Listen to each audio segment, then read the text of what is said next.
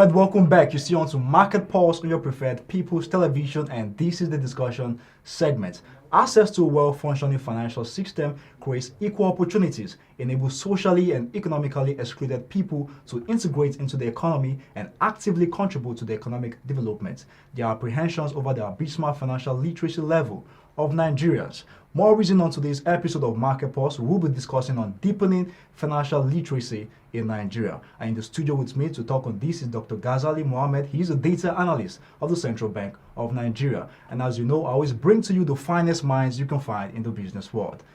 Dr. Gazali, welcome to Market Pulse. Yeah. All right, as we move on, I would like you to walk us through what we term financial literacy and also financial inclusion.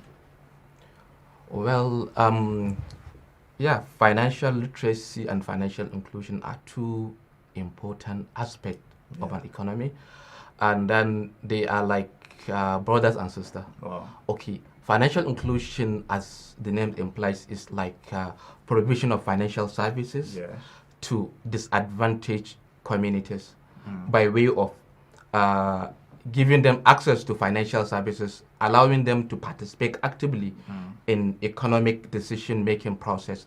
While financial literacy, on the other hand, is like try to guide people, get people aware of about financial product. Yes. You understand? Services. So product and services, so that they will fully aware about what savings account is all about, what current account is all about. So that will give them an idea about what they need to do with their money, how they're going to take informed decision about their economic future. These are the two things. So financial literacy is very important in financial inclusion. For one to be financially included, he has to be financially literate. Yes, that's it. All right, looking at Nigeria as a case study, many are of the opinion that financial consumers have been subjected to unethical practices by financial institutions, which actually gets them discouraged and making them not want to be financial literate. Or can we say is due to financial literacy as well? Yes, your statement is correct. It's on the right track. Yeah, in the sense that for one to be financially included, for one to know what his right is, he has to be financially literate. A lot of people are not even aware about they have rights as a consumer. They have right as a customer of the bank. A lot of financial institutions subject people into so many hardship. They maltreat people in the sense that because you don't know your right. You're not financially literate. So they don't even know that they can sue bank if the bank misbehave. The central bank made an effort. Sometimes like 3 years ago, they created a department called Consumer Protection Department.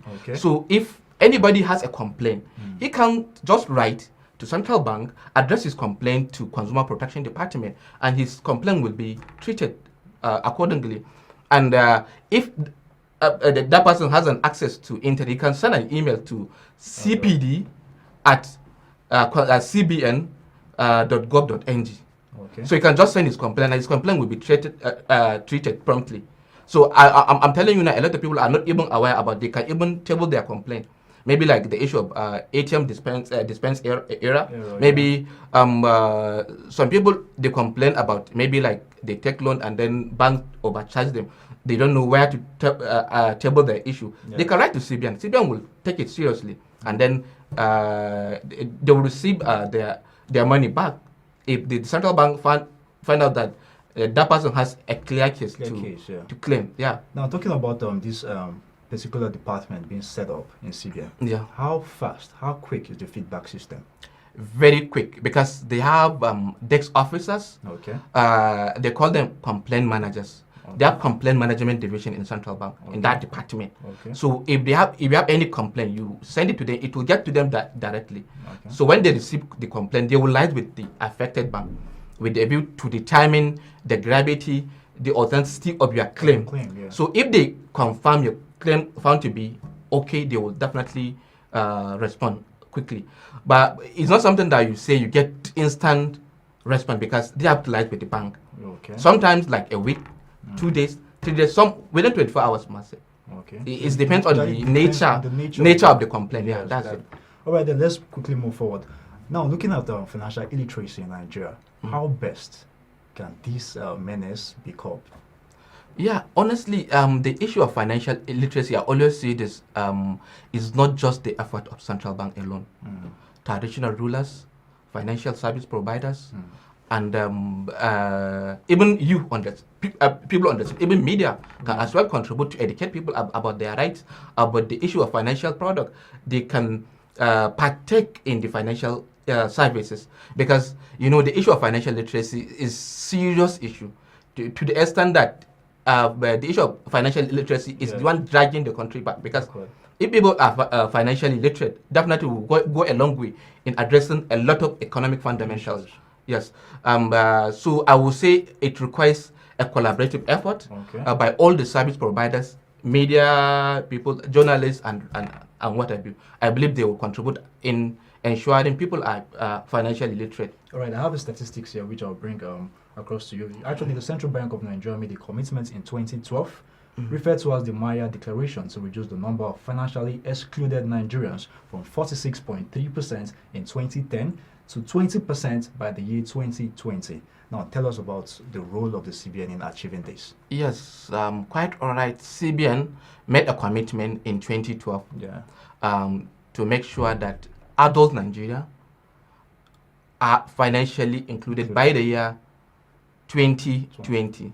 So we are looking at the figure. We made declaration, we made commitment to make sure that at least 80% of adult Nigeria, meaning we are trying to reduce the exclusion from the baseline that was in 2012, that was 56% to 20% by the year 2020. So we made a lot of effort in achieving this. One of the effort that we made in achieving this figure, we now trying to simplify account opening requirement. You understand? Before, if you go to the bank will ask you to bring national ID card, driver license. All this kind of process must be made before you get your account open. But now we now introduce what is called tiered KYC. Tiered KYC, it means we now categorize account opening requirement into 3. Rather than having all this process, passing through all this process with just passport picture, like there's what you call level 1 KYC. You don't have to bring international passport. You don't have to bring driver license as a requirement. All you need to just walk into the bank, get your passport picture ready, and get into the bank. Tell the customer care that you want to open an account. They'll give you a form, and then instantly you get your account open. Again, apart from that, initially bank used to ask you have to bring like 10,000, 20,000 as initial, but now it's not the case. You can just walk into the bank. The bank will just ask your passport picture, your address, the verified address, and get your account open. But that one has some certain restriction. For you to operate in that account, you must have you can start with zero balance, but you should not exceed 200,000 as cumulative balance. Cumulative balance. That's it. If you want to graduate, if you want to next level, so you have to upgrade. So that one you need to bring other requirement. That's valid ID card and rest, because the main target is to allow people that are financially excluded to have account in financial system, because that sense of awareness. Because if you meet them, then they will say they don't have ID card. They don't. So now with this initiative, you can just go, you get your passport picture, go walk into the bank and get your account open. So this is one of the process. So we are now also looking at the collaborating with relevant agencies like NIPOS, Nigerian Postal Service. We are now trying, NIPOS, they have outlets all over the country. So we are trying to use their outlets and have like a kind of financial service outlets. So they can as well render some sort of financial service in those locations.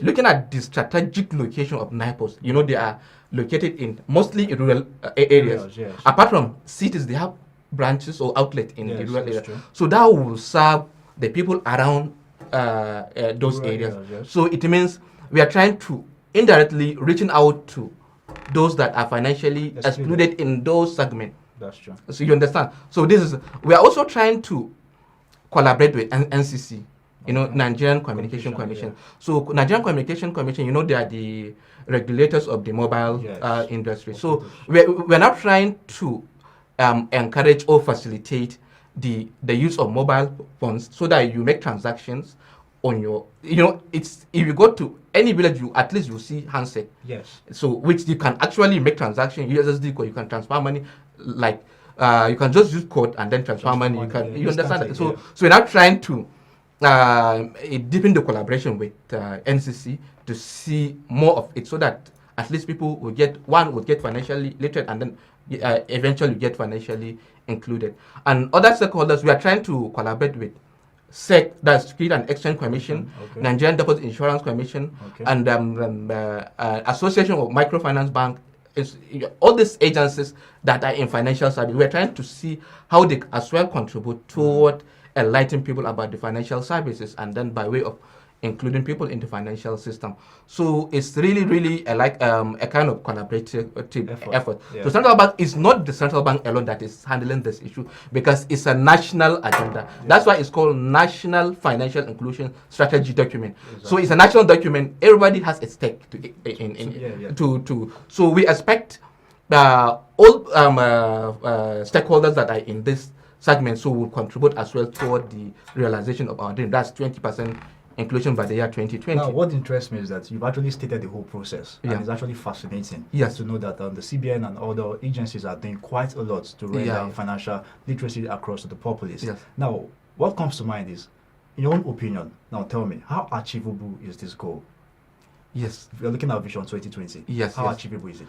Yeah, honestly, we are very optimistic, even though we have some certain challenges. The issue of security and the issue of migration, especially in the northern region, northeast, northwest. That's where we have a wider exclusion rate. But we are trying to, because of the obvious that's insecurity, insurgency, and so we are trying to see how we're going to make a concerted effort in those locations to make sure that by the year 2020 they are also within the bracket of our target. But I'm very optimistic by the year 2020 we should be there. Okay. I'm also aware that CBN collaborates with the National Youth Service Corps as well in terms of sensitization. Yeah. Now tell us about it. Yeah. We look at, since our target is to look at adult population. So we believe core members constitute they are spread all over the country. Yes, that's true. So, and then if by way of their service, that's primary assignment, they are spread in local areas. So we believe working with core members will go a long way in educating people at the grassroots. That's why we came up with an initiative called NYSC Peer Educator Program. And then that program was conceived in 2016 March during one of the working group meeting in Central Bank. And then the idea is, it was it was a kind of collaboration between Federal Ministry of Youth and Sport, Central Bank, Security and Exchange Commission, NDIC, and all the other stakeholders in the cycle. And they came up with the idea. They developed a curriculum for core members so that we teach them. And then the essence is after the 21 days training, they'll be posted to local communities. So they will as well impact the knowledge of financial services to those people at the grassroots. So it means they were given target of 100 people every year. So it means if we are to have every core member to bring 100, so it means we'll go a long way. Every year we'll have at least over 200 unbanked people into financial system. So that will go a long way in addressing our target. That is 20% inclusion rate by the year 2020. And from the look of things, the program at NYC is getting ground, and then we are very optimistic it will help in achieving our target.